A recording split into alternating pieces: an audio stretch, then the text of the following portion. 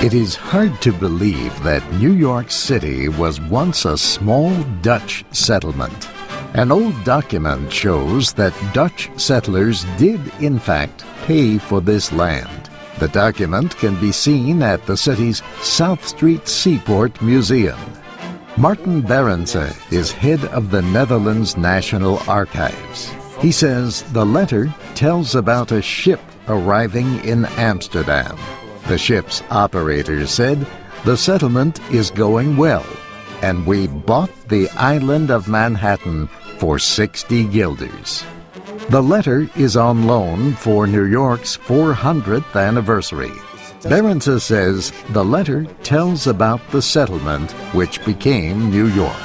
The museum also has a map of the settlement. Another map shows just how small Manhattan was. That changed when Britain took control. Historian Barry Lewis says the British filled in part of the East River with waste because more land was needed.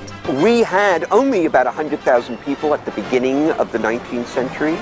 By 1875, the population of Manhattan is 1 million people. By 1910, over 2 million people are living in Manhattan Island.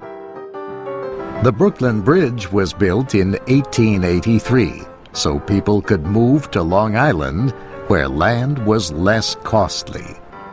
Lewis says people crossed the East River by carriage or boat, or they walked across the bridge. He says New York's underground trains led to the development of land in areas far from the center of the city. Many businesses needed to be in Manhattan, so developers started building up, creating the skyscraper. People were afraid it would fall down in the first windstorm, and anyone who had property in the commercial buildings next to it, they were terrified that nobody would rent in their buildings because that thing was next door. But more and more skyscrapers were built. Each one was higher than the next. Lewis says the big reason for so many skyscrapers was money. He says New York was built by investments in land.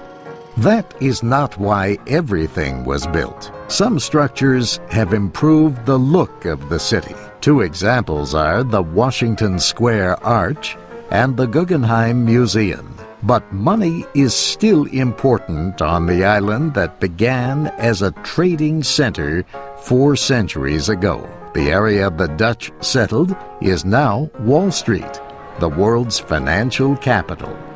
I'm Steve Ember.